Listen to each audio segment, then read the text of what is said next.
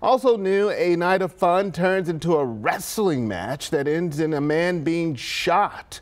It happened at about 12:45 at Club Essence north of downtown. Police say a patron got into a fight with club security after he was told to leave the bar for being highly intoxicated.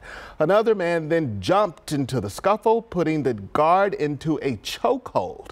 Officers say the security guard then shot the man, choking him in the chest. The injured man was taken to SAMC in serious condition. Officers say the charges are pending against the two fighting suspects.